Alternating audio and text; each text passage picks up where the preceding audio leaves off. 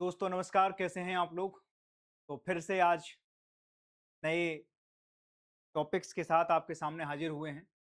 तो सबसे पहले हमारा जो पहला टॉपिक है, आयुर्वेदिक के लिए ग्लोबल रोड मैप हमने तैयार किया। और आयुर्वेद के लिए क्या, आयुर्वेद की सबसे पहले तो शुरुआत हुई कहाँ से? क्या इसका इतिहास रहा है? क्यों हम इसको इतना ज़्यादा महत्व दे रहे हैं? और विज़न 2047 जो हमारा है कि 2047 तक विकसित भारत का जो हम लक्ष्य लेके चल रहे हैं, उसमें आयुष या आयुर्वेद किस तरीके से अपनी भूमिका निभा सकता है दुनिया के लेवल पे, उसको भी हम यहाँ प्रमोट कर रहे हैं। हमारा ट्रेडिशन मेडिसिन सिस्टम जो था, उसको हम कैसे आगे लेके चल रहे हैं। तो ये बहुत बड़ी सॉफ्ट पावर एक हम अपने आप में मानते हैं और इन चीज़ों को लेकर हम दुनिया में जाएँगे। और वो किस चीज़ के रूपरेखा के तहत जाएगा? तो विज़न 2047 जो भारत का विकसित भारत होने का जो लक्ष्य है, उसके तहत हम इसको एक रोड मैप बना के चल रहे हैं। तो सबसे पहले तो आयुष का मतलब क्या होता है? तो आयुष मंत्रालय की जो स्थापना हुई, तो सबसे पहले कहाँ कब हुई? 2014 में हुई, है ना? 2014 में इसकी स्थापना हुई और 9 सितंबर 2014 को इसकी रूपरेखा रखी गई। और आज आयुष का मतलब आप मान लीजिए इसमें आयुर्वेद भी है, योग भी है। आप इस तरीके से समझिए कि आयुष, है ना? ये देखिए आयुष,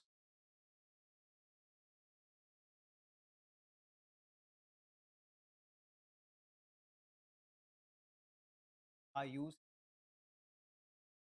ठीक है? इसमें क्या-क्या है? तो सबसे पहले तो आयुर्वेद है, ठीक है? क्या है?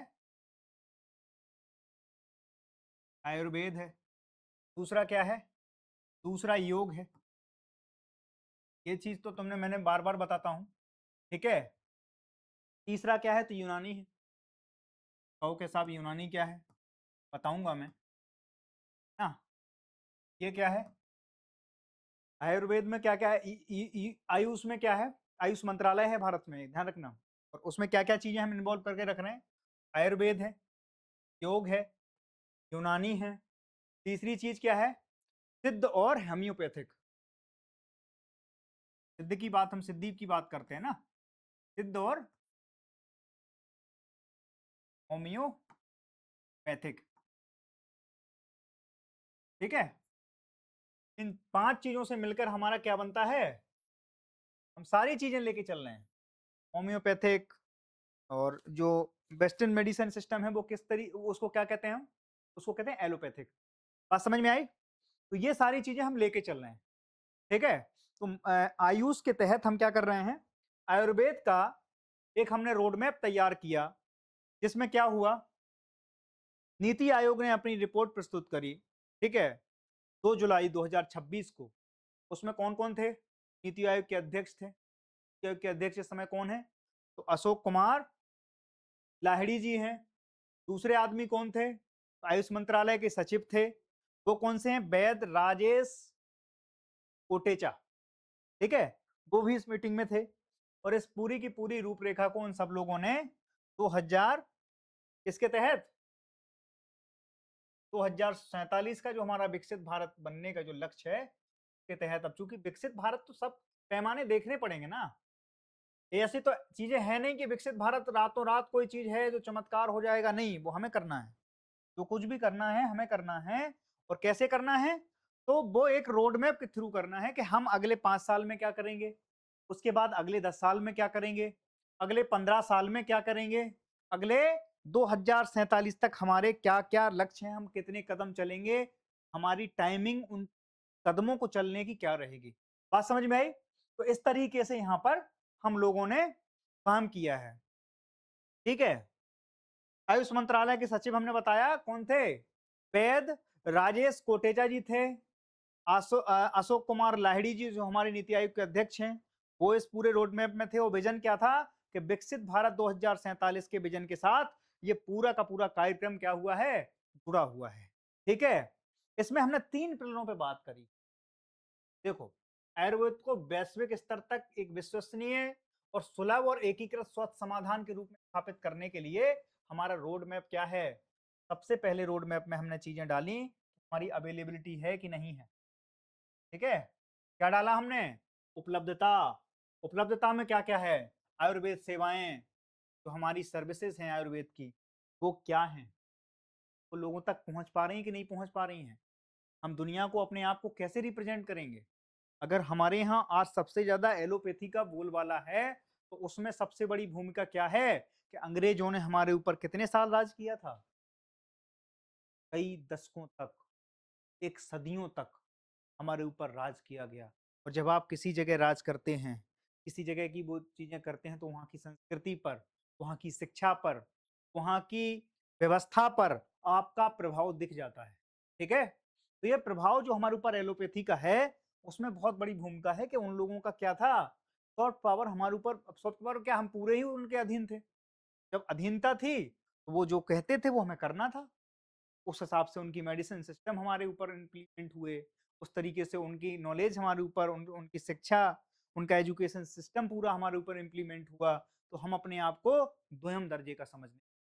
बात समझ में आई? तो यहाँ पर क्या है, उत्पादों की शिक्षा, उत्पाद हमारी अवेलेबिलिटी है कि नहीं है, हमारी जो एजुकेशन है इसके प्रति, अनुसंधान है, R&D हमने किया है, तो वो लोगों तक है, उसकी अवेलेबिलिटी की नहीं है।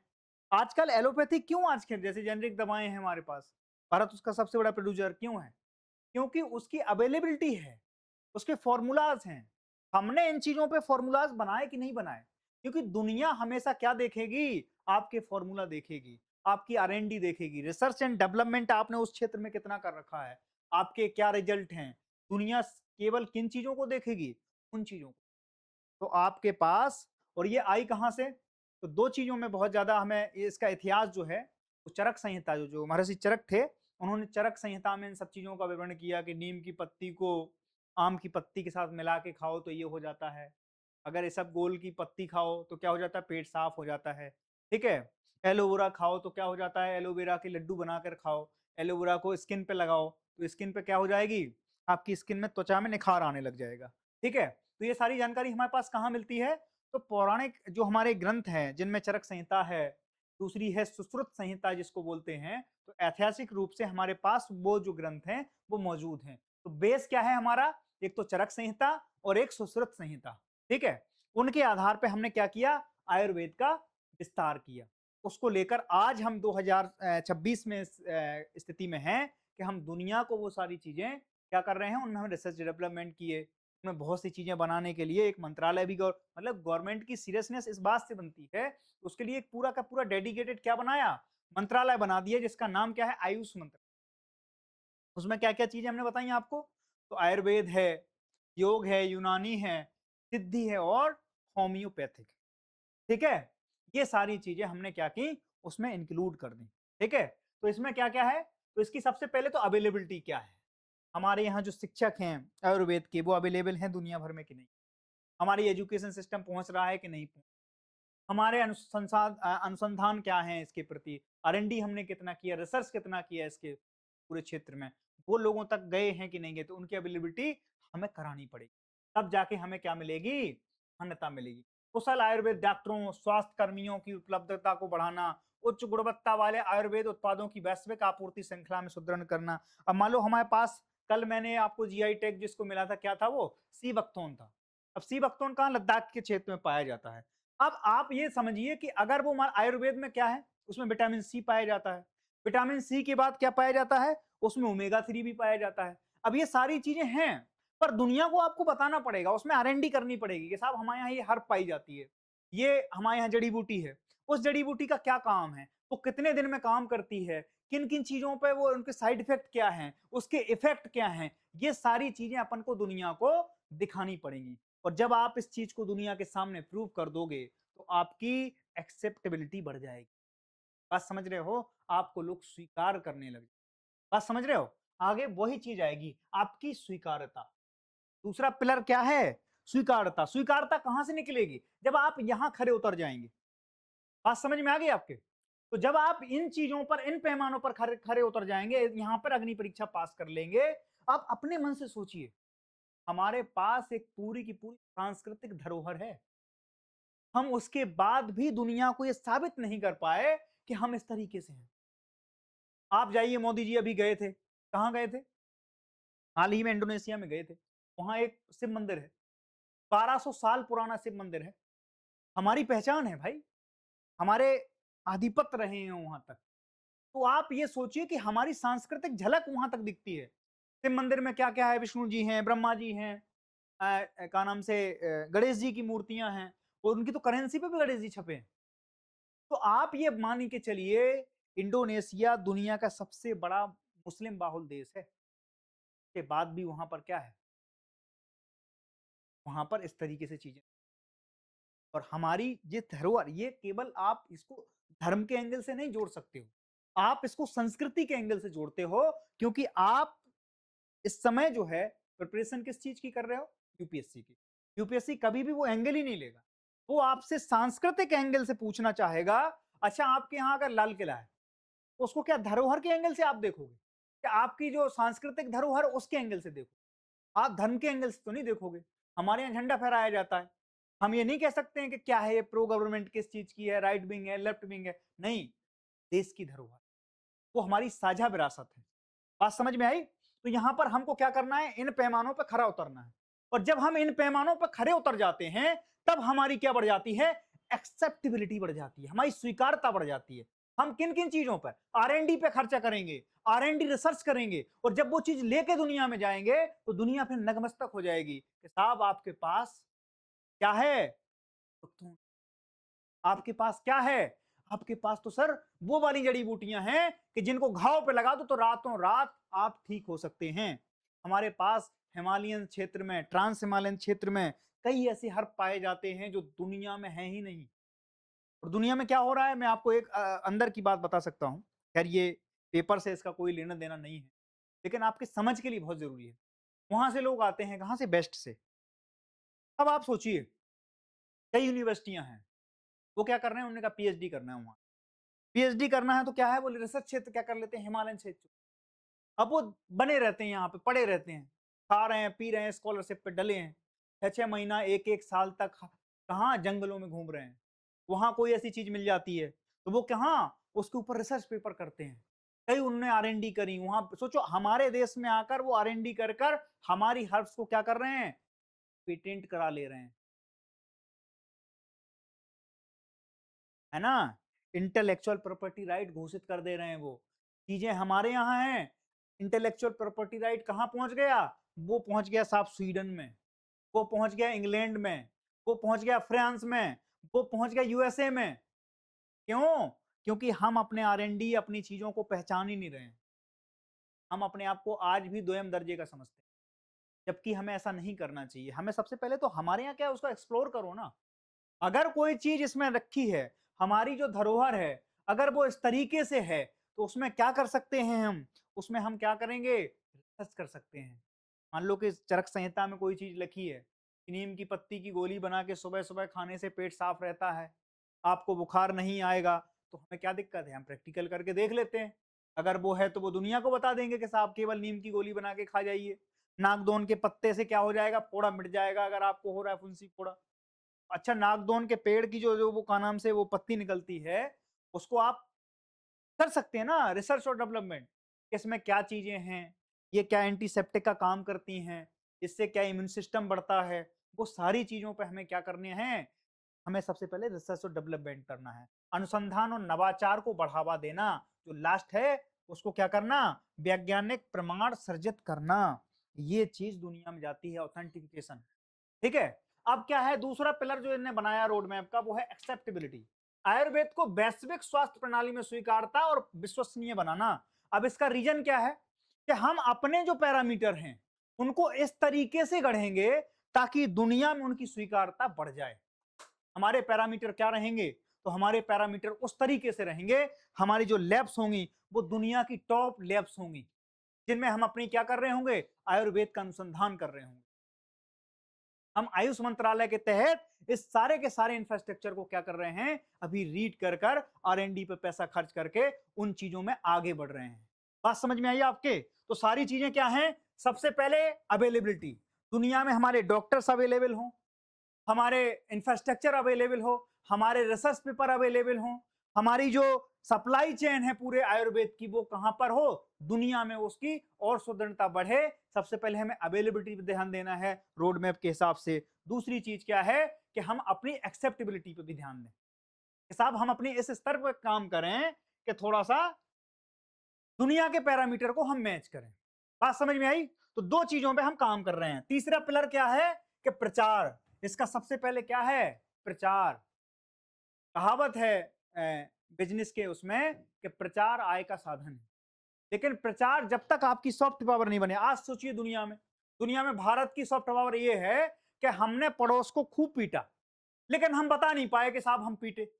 अगला केवल पैसा खर्च करके ये बता पाया कि साहब हम पिटे तो हैं, लेकिन हमने उनको भी बहुत मारा। केवल किस चीज में? कि उनने केवल पैसा खर्च इस बात के लिए कर दिया कि साहब हम पिटे तो हैं, लेकिन देखो आंसू नहीं आए हमारे। हमने दुनिया भर में सैटेलाइट इमेज थी हमारे पास, लेकिन हम दुनिया को ये बताने में सक्षम रहे कि साहब हमने किसी आदमी का न केवल का इतिहास बना दिया, बल्कि पड़ोसी का भूगोल भी बिगाड़ दिया है। लेकिन दिक्कत यह है कि हमारी सॉफ्ट पावर के लिए हमारे पास सिंगल चैनल नहीं है ग्लोबल। देखिए आप, यूरोप का चैनल है, हम कई बार देखते हैं, उन्होंने छोटी सी रिसर्च पब्लिश करी। किसने? बीबीसी एक चैनल है, बीबीसी एक रिसर्च पब्लिश कर दे, हमारे यहाँ कितनी हेडलाइंस बन जाती हैं। इंडिया का सरकारी तंत्र भी अगर कोई रिसर्च पब्लिश करता है तो दुनिया में हेडलाइन तो ठीक है, उसकी जगह तक नहीं बनती है।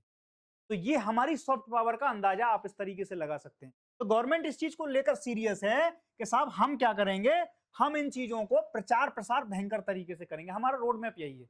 विकसित भारत अगर हमें बनाना है 2047 में, जो कि गवर्नमेंट कहती है, तो आयुर्वेद को लेकर हम क्या करेंगे, आगे चलेंगे। ठीक है। तीसरा पिलर आप समझ रहे हो कि हम प्रचार पर ध्यान देंगे, एक्सेप्टेबिलिटी बढ़ाएंगे, मानकों का सामंजस्य बनाएंगे। अब हमें पैरामीटर क्या सुना है, हमारे लैब्स क्या दुनिया को स्टैंडर्ड को मैच कर रहे हैं कि नहीं कर रहे हैं। हम तो कह रहे हैं अपने मुंह से कि नहीं, हमारी जो पद्धति है, आयुर्वेद पद्धति है, हमारी जो होम्योपैथी है, वो एलोपैथी को बीट कर देती है। लेकिन इसको क्या हम इस तरीके से मुंह बोलने से क्या लोग मान जाएंगे? ये बात आपको साबित करनी पड़ेगी, और साबित तक तब होगी जब हमारे पैरामीटर, हमारे स्टैंडर्ड, हमारी जो लैब का स्टैंडर्ड है वो दुनिया को बीट कर। ठीक है। कोई आपकी बात को तब तक ना माने, तब तक ना बीट करा सके, जब तक कि आप उस चीज को, अब अगर हम सही हैं, मान लो हमारा जो ब्लड टेस्ट है बी पॉजिटिव है, अब बी पॉजिटिव है और हम अपनी लैब में टेस्ट किया, हमने कहा नहीं नहीं हमारा तो ए बी प्लस है, तो दुनिया कम से कम इस चीज को देखेगी ना। वो तो आप कहीं भी करा लोगे, आपका जो प्रोडक्ट दुनिया में जाएगा, आपने कहा कि साहब ये प्रचुर मात्रा में ओमेगा 3 से भरपूर है, ये प्रचुर मात्रा में विटामिन सी से भरपूर है, तो वो किसी भी लैब में डाल के देख लेंगे। वहां तो भारत की लैब नहीं होंगी। अभी हमारे यहाँ एक चीज हुई थी, घटना हुई थी, आपको बताऊं मैं, और वो बड़ी शर्मनाक घटना हुई थी। दुनिया में भारत जो है मैंगो का सबसे बड़ा एक्सपोर्टर है ना। हमने क्या किया कि हम मैंगो एक्सपोर्ट करते थे जापान को। जापान ने केवल इस तरीके से, क्योंकि हमारे यहाँ क्या होता है, कई बार हम जैसे फंसाई है हमारे, है ना, जो फूड सेफ्टी स्टैंडर्ड को मैच वो करता है, जांचता है, तो फसाई को क्या करते हैं हम, अब वहां पर आम के लिए एक रेगुलेटरी बॉडी है हमारे, कोई भी जो एक्सपोर्ट होता है कोई भी पदार्थ, तो हम क्या करते हैं, रेगुलेटरी बॉडी हमारी उसको टेस्ट करती है कि ये जो प्रोडक्ट है क्या दुनिया के उससे मैच कर पा रहा है कि नहीं कर पा रहा है। तो उनने क्या किया कि फर्जी सर्टिफिकेट बना बना के दे दिए। जापान ने कहा इधर लाओ, ये इंडिया से आए ना, इंडिया से आम आए, इनको क्या करो, जांच कर लो थोड़ा इनमें क्या क्या है। उनने जैसे ही जांचा तो उसमें क्या निकला, वो दुनिया के जो स्टैंडर्ड है उसको मैच ही नहीं कर पाया। उसमें पेस्टिसाइड्स की मात्रा निकली, दुनिया भर की कार्बाइड वगैरह और चीजों से पकाए थे वो, मिला मिलू के उनने तो जहर वो इंडिया में बेच रहे थे, वही जहर उन्होंने जापान को बेच दिया। तो जापान ने क्या कह दिया, लेने से इनकार कर दिया, कई कार्गो उनने वापस भेज दी। ठीक है। तो जब हमें क्या करना है इस पूरे के पूरे कार्यक्रम में, कि हमें जो लैब्स हैं हमारी, उनमें कम से कम इस तरीके की व्यवस्था हो कि वो दुनिया के पैरामीटर्स के स्टैंडर्ड को मैच कर पाए। ठीक है। तो दो चीजें हो गई। तीसरी चीज हमने बताई, आयुर्वेद को वैश्विक स्तर पर ब्रांड के रूप में प्रचारित प्रसार करना। हमने अभी योगा डे मनाया 21 जून को, क्यों मनाया, भाई वो सॉफ्ट पावर है, और वो आयुष मंत्रालय ही उसको वो करता है।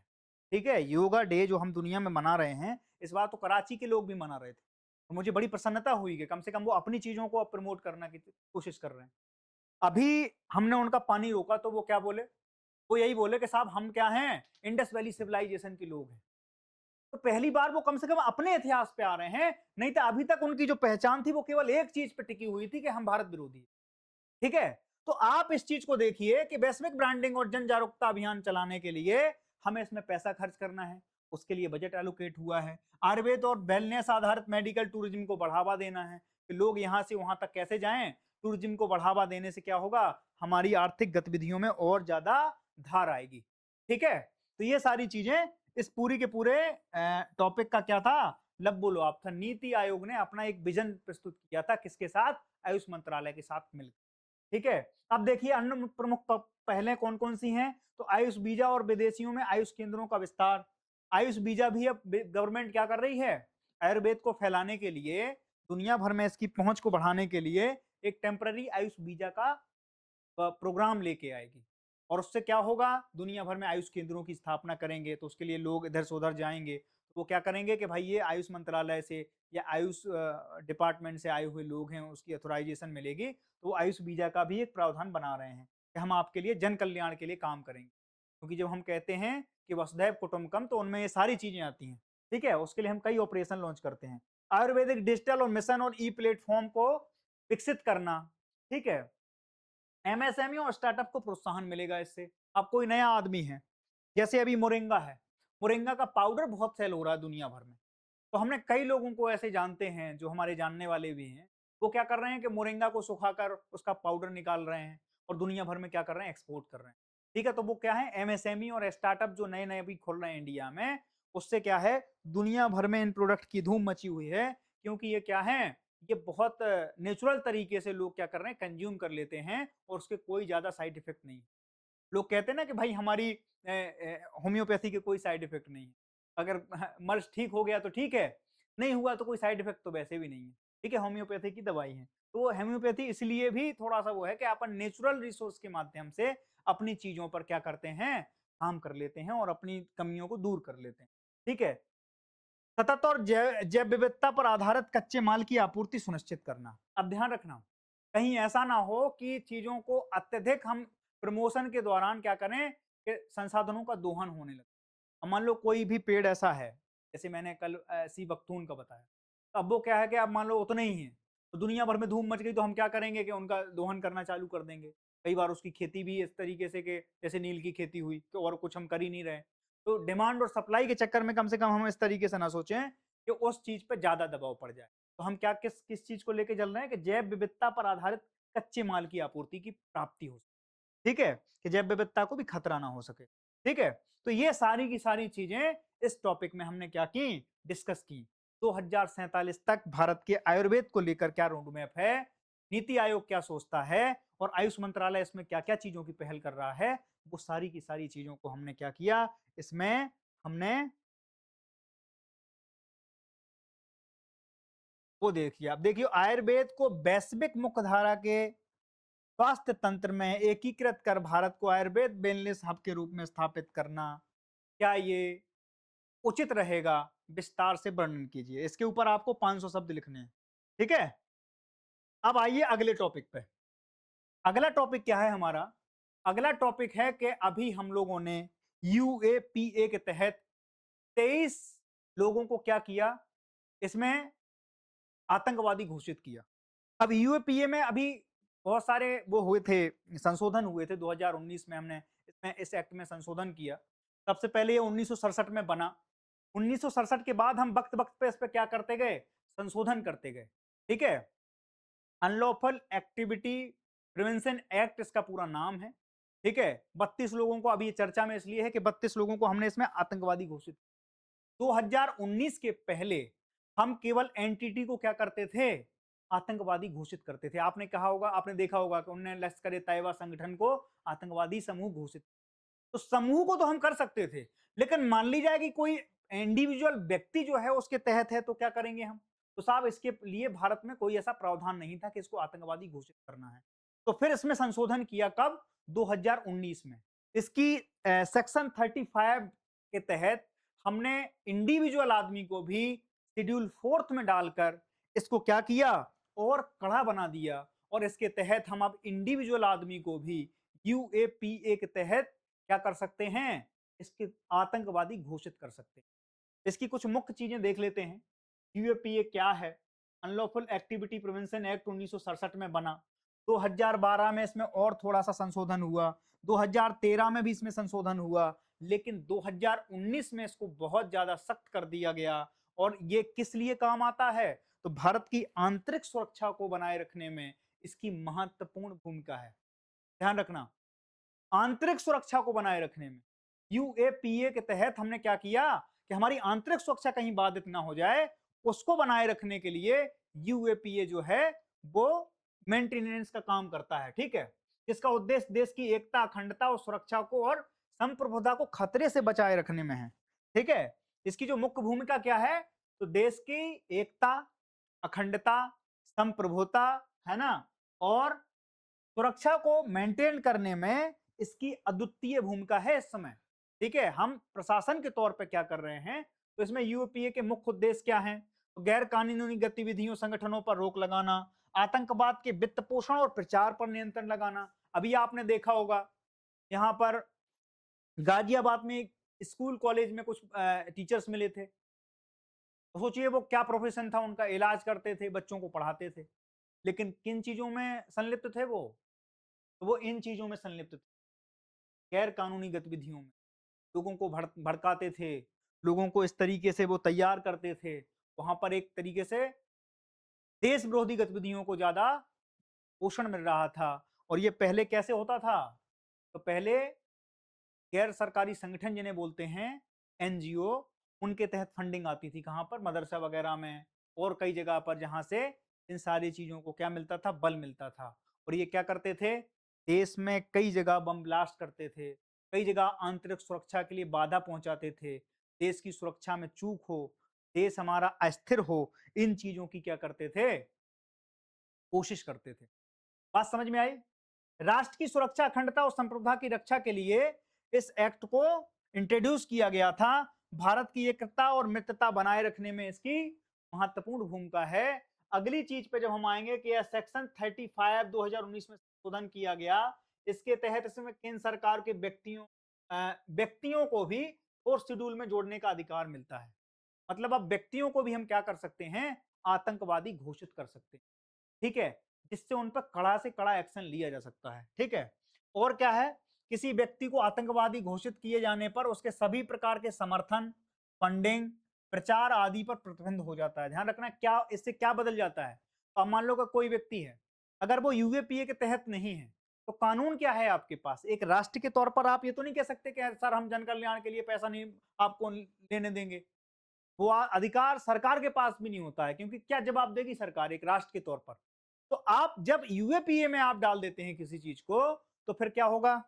तो फिर वहां की फंडिंग रोक दी जाएगी। फंडिंग के साथ क्या? समर्थन रोक दिया जाएगा, प्रचार प्रसार आप बंद कर दिया जाएगा और आपको जेल कर दी। और एक चीज और इसमें बढ़िया चीज हो गई है, वो क्या है?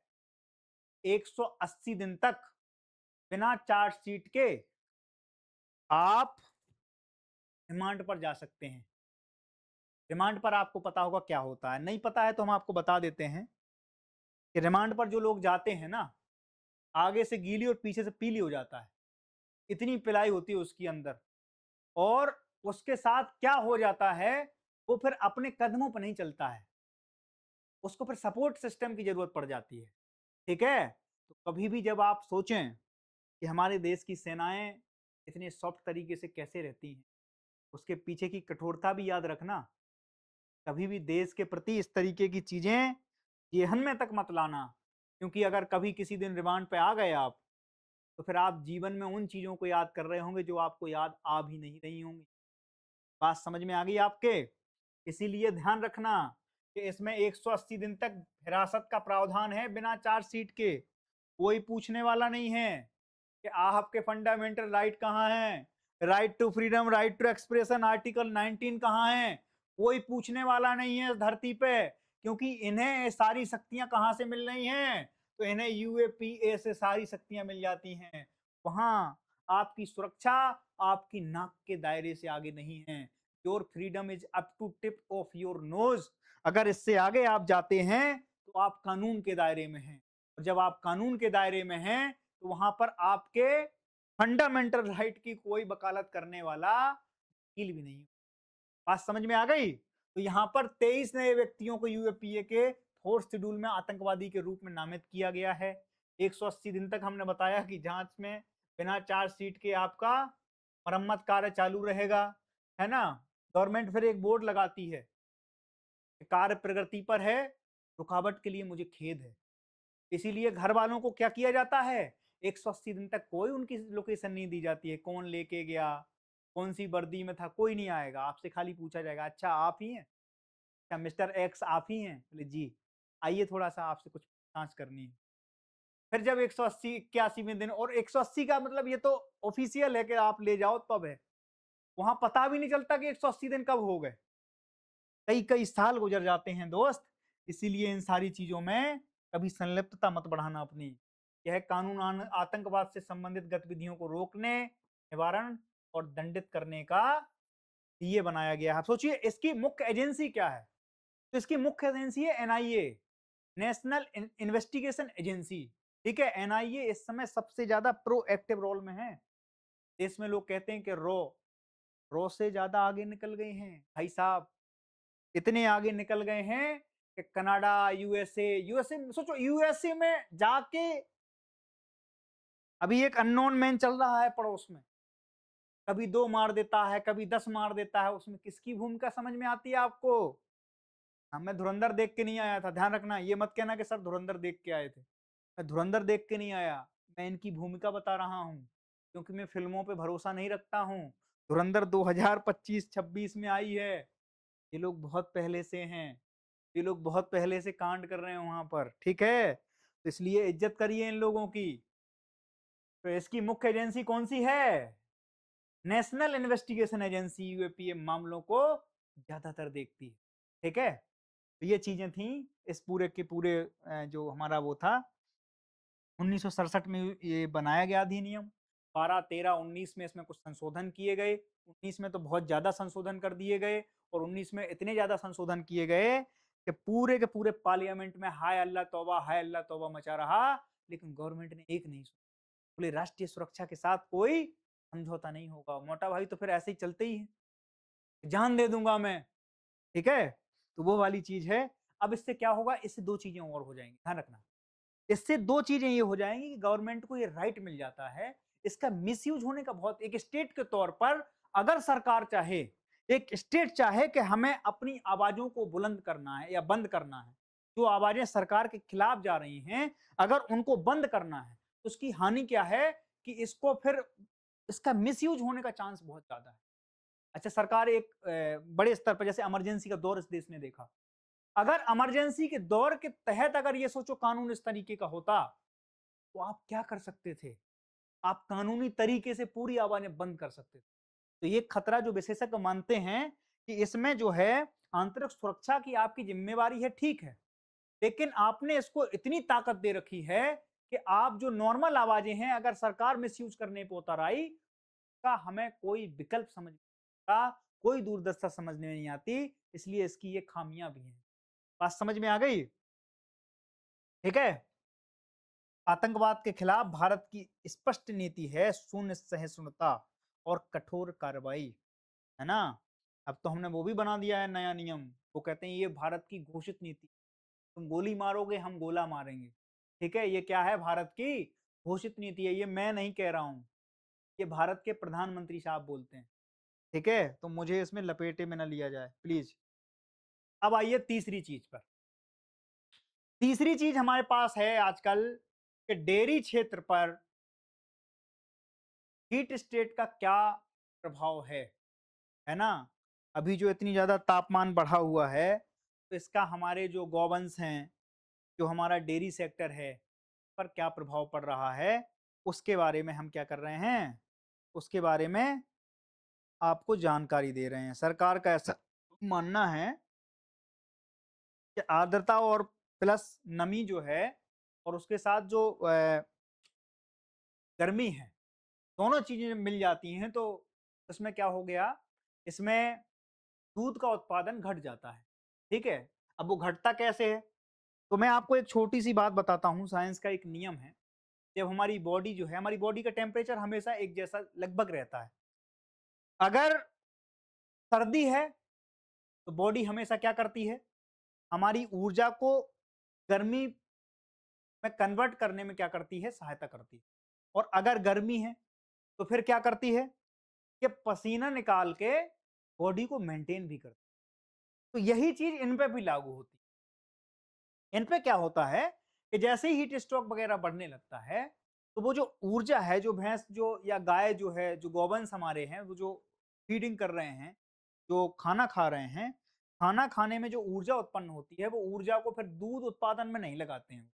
वो क्या करते हैं कि अपने टेम्परेचर को मेंटेन करने में उतनी ऊर्जा खर्च कर देते हैं। मान लो अभी तक हमारा टेम्परेचर नॉर्मल था, तो हमें जितनी भी ऊर्जा प्राप्त हो रही थी भोजन से, वो हम सारी की सारी ऊर्जा कहाँ निकाल रहे थे?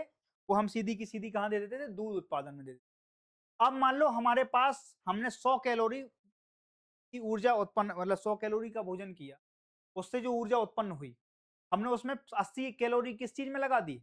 हमने दूसरे काम में लगा दी। 80 कैलोरी में हम खाली क्या कर पा रहे हैं? बॉडी का टेम्परेचर मेंटेन कर पा रहे हैं। तो अब जो 20, केवल 20% ऊर्जा ही तो दूध बनाने में जा रही है। तो उससे क्या हो रहा है कि हमारे जो ओवरऑल प्रोडक्शन है, उस पर बहुत ज्यादा क्या हो रहा है? प्रभाव पड़ रहा है। ठीक है, तो इसमें क्या है कि जब उच्च तापमान और आर्द्रता पशुओं के शरीर के तापमान को सामान्य रखने की उनकी क्षमता से अधिक हो जाती है, तो उसे हीट स्टेट कहते हैं। अब मान लो कि जो नॉर्मल टेम्परेचर है उस पर तो ठीक है, लेकिन जब ये हद से ज्यादा हो जाए तो फिर क्या होता है? जैसे हमारे शरीर में हद से ज्यादा गर्मी बढ़ जाए, फिर शरीर क्या करता है? पसीना, और उससे क्या होती है? बॉडी फिर अपने आप का टेम्परेचर मेंटेन करती है। सेम इनके साथ भी होता है बेचारों के साथ।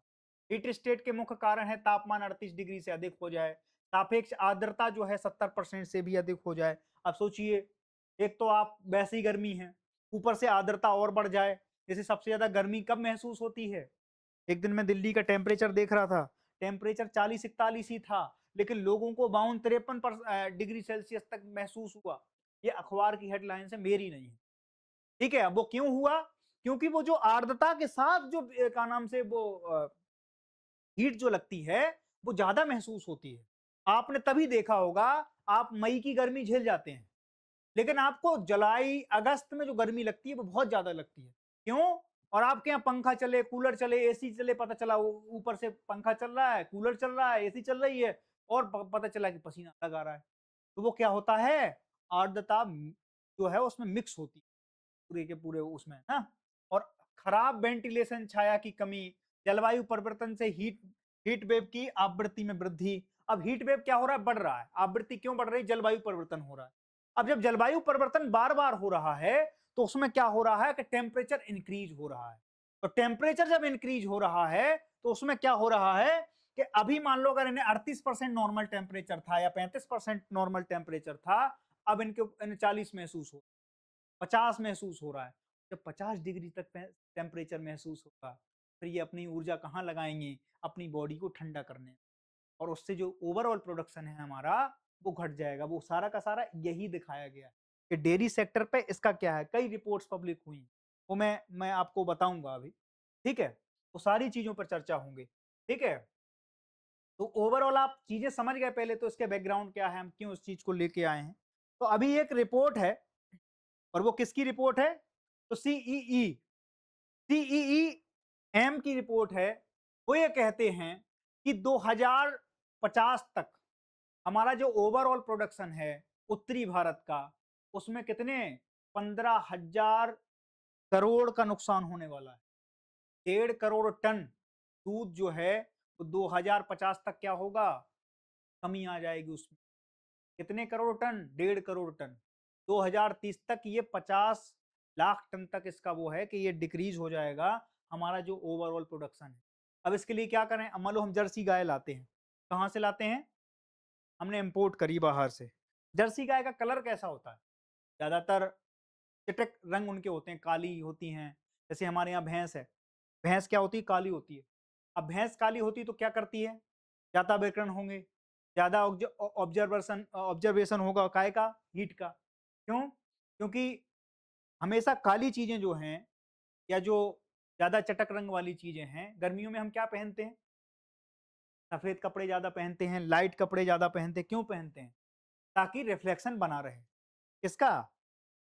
धूप का रिफ्लेक्शन हमारे शरीर से बना रहे, इसके लिए हम लाइट कपड़े पहनते हैं।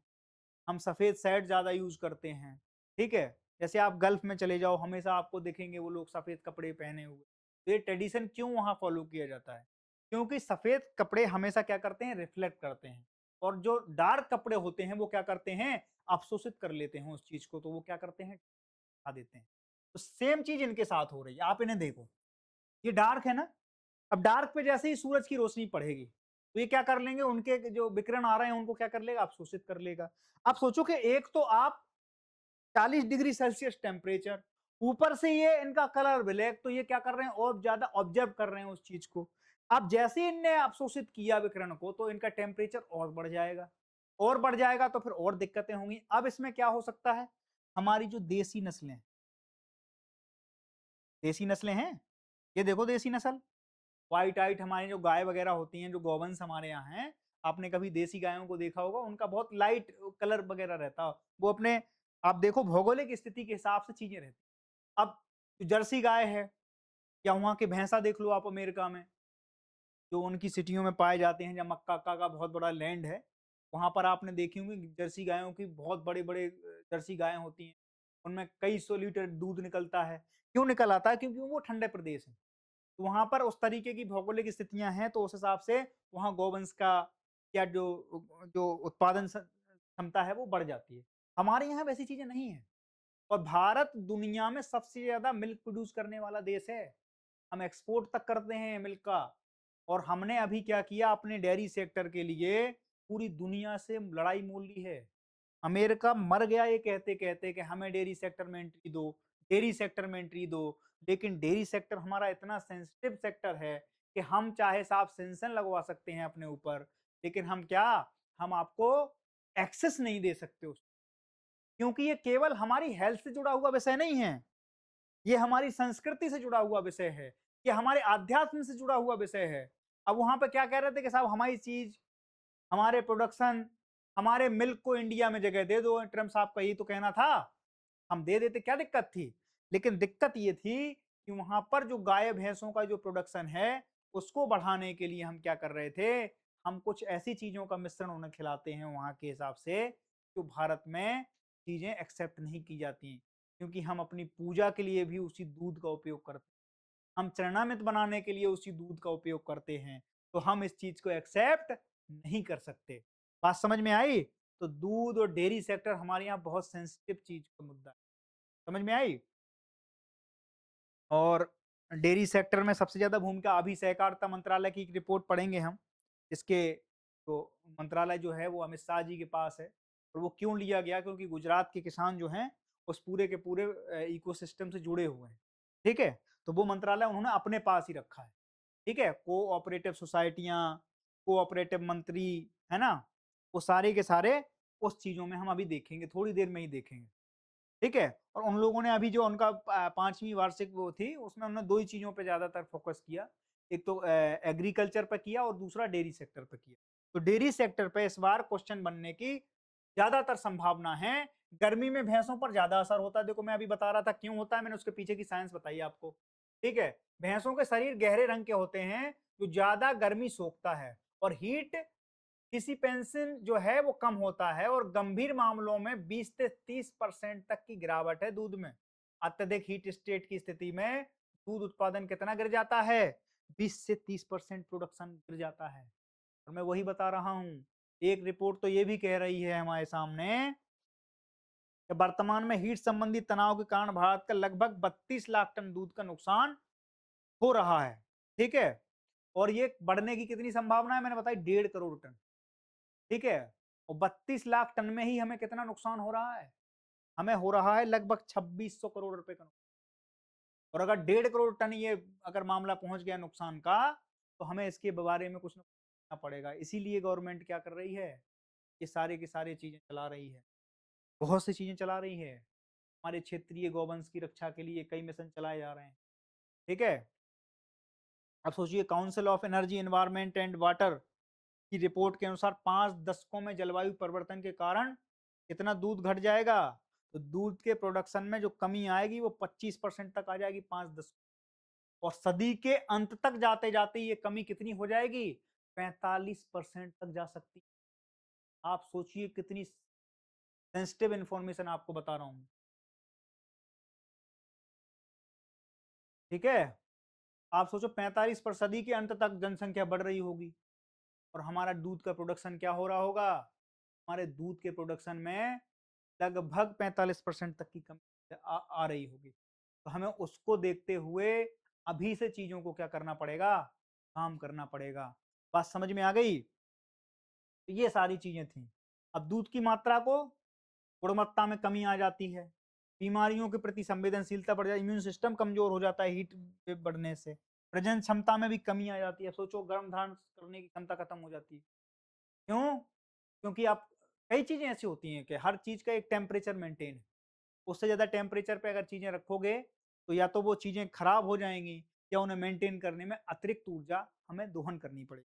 ठीक है, चारे का सेवन कम हो जाता है, वजन घट जाता है, आर्थिक नुकसान बढ़ जाता है। बात समझ में आई? तो डेयरी सेक्टर पर हीट स्टेट स्टॉक का क्या प्रभाव है वो मैं आपको अभी चर्चा कर रहा था। ठीक है, कुछ रिपोर्ट मैंने आपके सामने रखी। अब देखियो हीट स्टेट के बचाव के उपाय क्या हैं। तो उचित वेंटिलेशन और शेड की व्यवस्था हो, उचित वेंटिलेशन हो, एक दूरी पे हो, बढ़िया हो। ठीक है, कूलिंग सिस्टम लगा हो, स्वच्छ और ठंडा पानी हमेशा उपलब्ध हो। ठीक है, और तीसरी चीजें क्या हैं, पेड़ लगाना, प्राकृतिक छाया प्रदान करना, ये बहुत ज्यादा जरूरी है। अभी महायज्ञ चल रहा है इस समय, कहाँ पर, पूरे देश में ये वन महोत्सव का उत्सव चल रहा है, और यहाँ पर क्या चल रहा है, महायज्ञ चल रहा है। महायज्ञ किस चीज के लिए, पौधारोपण के। देश का प्रधानमंत्री ये कहता है कि एक पेड़ माँ के नाम, वो पेड़ कहाँ से निकलेंगे, वो इन सारी चीजों के काम आएंगे। कई लोग मुझसे कह रहे थे कि साहब अंडमान के तो इतने सारे वो जंगल काट दिए गए। एक जगह है, भी एक चीज है, लेकिन विकास भी जरूरी है। ठीक है, और उसके बीच में संतुलन भी जरूरी है। गर्मी के चरम समय में दूध दोहना और काम को कम करना, ये सारी चीजों पे अपन को विशेष चीजों पे ध्यान देना। ठीक है, तो ये सारी चीज हैं, climate resilient dairy infrastructure, heat translation, नस्लों का संरक्षण, प्रारंभिक चेतावनी प्रणाली को विकसित करना, अनुसंधान और नवाचार और जागरूकता को विस्तार करना। आप सोचो ये सारी चीजें हर जगह डाल सकते हैं, है ना। अनुसंधान हो, R&D के भाई और चीजें क्या हम बेहतर कर सकते हैं, नवाचार हो, और क्या हो, जागरूकता हो, अवेयरनेस फैला सकते हैं आप। अब अगर कोई हीट स्ट्रोक वगैरह हीट बढ़ रहा है, ज़्यादा तापमान है, तो पानी ज़्यादा पिलाएं, सारी चीज़ें तो होती हैं। ठीक है, तो ये सारी चीज़ें हमारे साथ इसमें थी। अब देखो इसमें क्वेश्चन कैसे बन सकता है। जलवायु परिवर्तन के अनुकूल डेयरी क्षेत्र का निर्माण पशु कल्याण सुनिश्चितता को बढ़ाता है और सतत डेयरी उत्पादन को बढ़ावा देता है। ठीक है, ये हमारा क्वेश्चन है जो आपको क्या करना है, 500 शब्दों में। मैं जब कहता हूँ लिखना है तो उसमें सारी चीजें मेंशन करनी है जो रिपोर्ट में बता रहा हूँ। ये डाटा हमेशा रहता है, साल भर रहता है, कभी कोई चेंज हो तो बस इस डाटा को चेंज कर लेना है। रिपोर्ट यही आएंगी साल भर, कुछ नया आ जाता है तो मैं आपको बता ही देता हूँ। बाकी रिपोर्ट जो आ रही हैं वो आपका क्या है, आपके क्वेश्चन की प्रासंगिकता को बढ़ाने के लिए बहुत। ठीक है, अगली चीज क्या है, मैंने अभी बताया था आपको कि सहकारिता मंत्रालय की 5वीं क्या है, स्थापना दिवस मनाया गया। कहाँ मनाया गया, तो साहब दिल्ली में मनाया गया है। ठीक है, ठीक है, 6 जुलाई को मनाया गया नई दिल्ली में। इसके तहत क्या है, तो 47 नए अन्न भंडारण जो हमने क्या किया, हमने अन्न भंडारण वेयर हाउस वगैरह को, 47 नए वेयर हाउस को हमने क्या दी, मान्यता दी। अब इससे क्या होगा, इससे ये होगा कि जो प्रोडक्शन है किसान का, उसके प्रोडक्शन को बचाने में, है ना, देश भर में 47 आधुनिक अन्न भंडारण गोदामों का निर्माण किया गया, कुल भंडारण क्षमता में महत्वपूर्ण वृद्धि करी गई। दूसरी चीज क्या की गई, किसानों को बेहतर भंडारण सुविधा, फसल सुरक्षा और उचित मूल्य सुनिश्चित होगा। अब क्या होगा, मान लो कि पहले क्या होता था, टमाटर खेत में लगे हैं, मैं तो खुद एक किसान परिवार से आता हूँ, तो मैं देखता हूँ ये चीजें तो रियलिटी में है। तो पता चला टमाटर के सीजन में क्या हो रहा है, 10 रुपए केजी बिक रहा है टमाटर, 5 रुपए केजी बिक रहा है। और वो इस चक्कर में क्या हो रहा है कि सड़ जाता था, कहाँ पर? क्योंकि उसकी उचित रख-रखाव की सुविधा नहीं थी। अब क्या हुआ कि साहब वहाँ पर भंडारण क्षमता बढ़ा दी हमने। भंडारण क्षमता में क्या किया? कोल्ड स्टोरेज बना दिए। कोल्ड स्टोरेज बना दिए तो उससे क्या हो गया, तो उस सीजन में फसल आ रही थी, फसल आने से क्या हो गया कि हमने उसको क्या किया, स्टोर कर दिया। अब सर्दियों में टमाटर का भाव थोड़ा बढ़ जाता है, ठीक है? या बरसात है अभी, अभी टमाटर का भाव और बढ़ जाएगा, प्याज का भाव बढ़ जाता है। तो इन सब चीज़ों को क्या करेंगे, हम स्टोर कर लेंगे पहले से, और जब इन चीज़ों का उचित मूल्य बढ़िया मिल जाएगा तो क्या करेंगे, हम उनको उस समय पे बेच देंगे। और हमारे देश की फूड सिक्योरिटी में भी दिक्कत नहीं आएगी, क्योंकि पता चला एक समय टमाटर पूरे सड़ गए, एक समय उपलब्धता नहीं है। अब इससे क्या होगा कि सप्लाई चेन में जो दिक्कत थी वो दूर हो गई। ठीक है? बात समझ में आ गई? तो ये सारी चीज़ें क्या हो गई, इससे विकसित हो गई। अन्न भंडारण से यही वो चीज़ें जो जैसे अभी हम गेहूँ को बरसात में छोड़ देते हैं कई जगह। तो बरसात में क्या है कि आप घर में रखा है, उसमें कीड़े पड़ जाते हैं। कई जगह क्या होता है कि उसमें नमी आ जाती है तो वो उस तरीके से खराब हो जाता है। तो उस चीज़ को क्या करेंगे, हम वेयर हाउस में जैसे ही रखेंगे, तो वहाँ पर फूड सिक्योरिटी हमारी प्रॉपर बनी रहेगी। ठीक है? तो इससे क्या होगा, भंडारण क्षमता में क्या आएगी, वृद्धि आएगी। ग्रामीण अर्थव्यवस्था और सहकारी समितियों को बल मिलेगा इससे। अब ग्रामीण अर्थव्यवस्था इससे बहुत ज़्यादा इंटरलिंक है, क्योंकि खेती कहाँ हो रही है? खेती हो रही है गाँव में। शहर में तो खेती होती नहीं है, शहर में दूसरे तरीके के व्यापार हैं। ठीक है? तो लोग यहाँ पर क्या करते हैं, व्यापार करने आते हैं या जॉब करने, सर्विस सेक्टर है। जो एग्रीकल्चर सेक्टर है वो ज़्यादातर कहाँ है? वो है ग्रामीण में। और जब ग्रामीण में है और ग्राम में है, तो ग्राम में जब इस तरीके की चीज़ें होंगी, आस-पास में इस तरीके के कोशिश या प्रयास किए जाएँगे, तो हमारे यहाँ जो इस तरीके का इंफ्रास्ट्रक्चर बनेगा, तो इकोनॉमी कहाँ की मजबूत होगी? Rural economy. और रूरल इकोनॉमी जिस दिन देश की मजबूत हो गई, उस दिन देश की इकोनॉमी के कोई नहीं रोक सकता है। बात समझ में आ गई? तो ये चीज़ हो गई। 5 साल सशक्त सहकारिता समृद्ध भारत की नींव रखी गई है। और दूसरी जगह हमने हमें बताई थी कि dairy development, national dairy development board के लिए milk supply review dashboard portal भी लॉन्च किया गया है। अब इससे क्या होगा? देश में मैंने बताया ना कि बहुत सारा प्रोडक्शन घटने वाला है। तो सहकार मंत्रालय जो है हमारा, वो भी इस चीज़ पे क्या है, सहकारिता मंत्रालय, वो इस चीज़ को सेंसिटिवली ले रहा है। तो भाई हम अपने प्रोडक्शन को किस तरीके से देखें, ट्रैकिंग सिस्टम की भी व्यवस्था करी गई।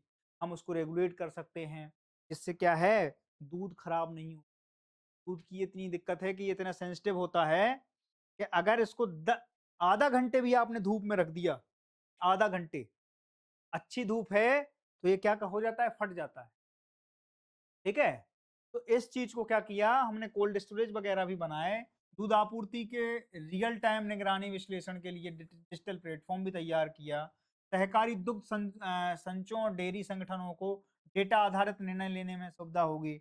अब मान लो कि हमने ये डेटा हम लोग पब्लिश कर रहे हैं, इस समय हीट वेव बढ़ रही है, तो वो क्या करेंगे, वो अपने पशुओं को पानी रखेंगे, शेडिंग-एडिंग करेंगे, वो उन पे कूलर-वूलर की व्यवस्था करेंगे, पंखे की व्यवस्था करेंगे, ताकि वहाँ पर थोड़ा ठंडक मेंटेन हो सके। तो इन सारी चीज़ों का क्या है, प्रोडक्शन में कमी नहीं आए। जितना हम उन चीज़ों को सुखद मोड़ दे सकते हैं, वो देंगे। बात समझ में आ गई? ट्रांसपेरेंसी, दक्षता, अकाउंटेबिलिटी, है ना?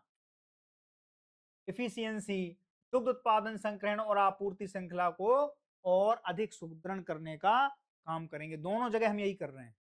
यहाँ भी हम भंडारण क्षमता को क्या कर रहे हैं, सुदृढ़ कर रहे हैं, और यहाँ पर आपूर्ति श्रृंखला जो सप्लाई चेन है हमारी, सप्लाई चेन पे हम ज्यादा बल दे रहे हैं। सप्लाई चेन नहीं टूटनी चाहिए। ठीक है? इससे दूध का संकट पैदा ही ना हो। ठीक है? ये सारी चीजें हैं। महत्व क्या है कि सहकारिता को बढ़ावा देकर आर्थिक विकास और सामाजिक समावेशन की ओर बढ़ता है। किसान की आय में वृद्धि होती है, क्योंकि सरकार का एक लक्ष्य किसान की आय दोगुनी करनी भी तो है।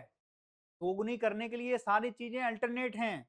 और सोचो, किसान खेती कर रहा है, खेती के साथ-साथ 10 भैंसें पाल रखी हैं उसने, 10 गाय पाल रखी हैं, तो ये किसान की अतिरिक्त आय का स्रोत भी तो बन रहा है, कि नहीं बन रहा है? पता चला कि एक 10 बीघा खेत है उसके पास, आधा बीघा में उसने क्या कर दिया, ज्वार लगा दिया, 10 भैंसें ले लीं, और भैंसों के लिए लोन भी कौन दे रहा है? सरकार दे रही है। टीन शेड के लिए पैसा भी कौन दे रहा है? तो सरकार दे रही है। हमें केवल क्या करना है, प्रोडक्शन लाकर ही तो देना है, और प्रोडक्शन का पैसा भी सरकार देगी जब तुमसे दूध लेगी तो। बात समझना। तो अगर आप में थोड़ा सा भी एवरेज चीजें चल रही हैं दिमाग में, तो आप इस तरीके से भी अपने आप को यूटिलाइज कर सकते हैं और मिनिमम इनपुट से मैक्सिमम आउटपुट ले सकते हैं हर जगह। ठीक है। तो सरकार को क्या है, किसान की आय दोगुनी करना है, सहकारी समितियों के माध्यम से आत्मनिर्भर भारत की ओर बढ़ना है, और पारदर्शिता, तकनीक और नवाचार के साथ नया सहकारिता युग बनाना सरकार का प्रमुख लक्ष्य है। ठीक है।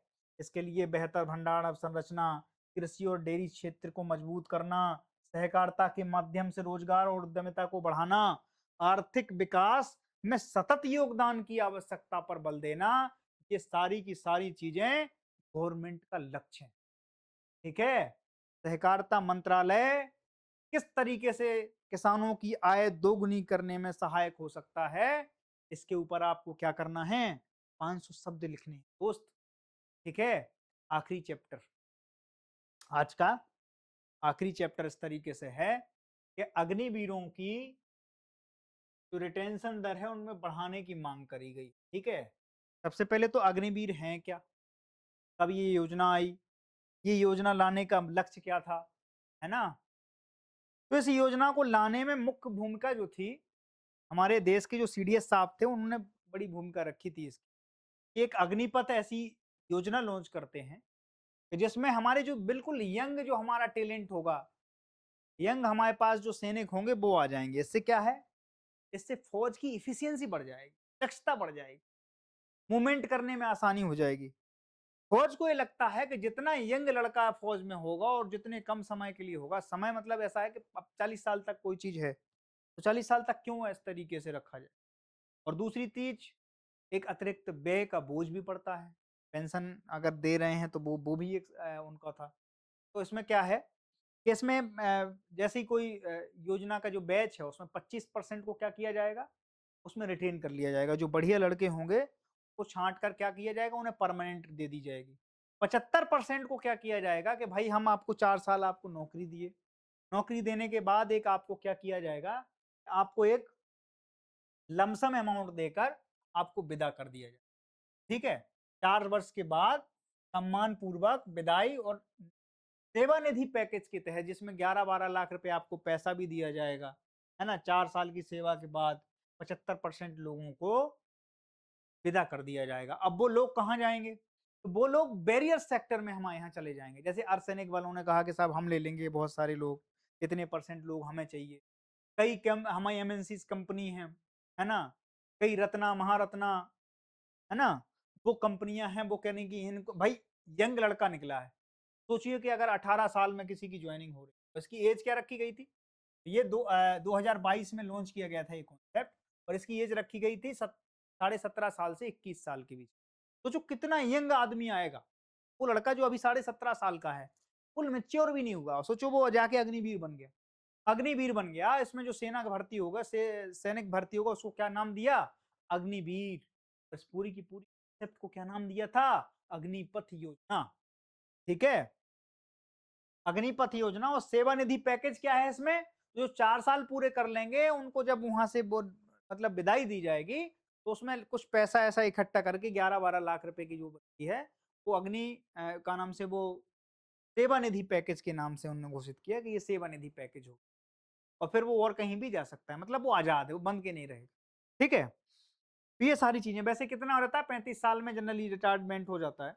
कोशिश ये रहती है कि 35 साल 40 साल, है ना, जिस हिसाब की रैंक है उस हिसाब से उनको रिटायरमेंट दे दिया जाए।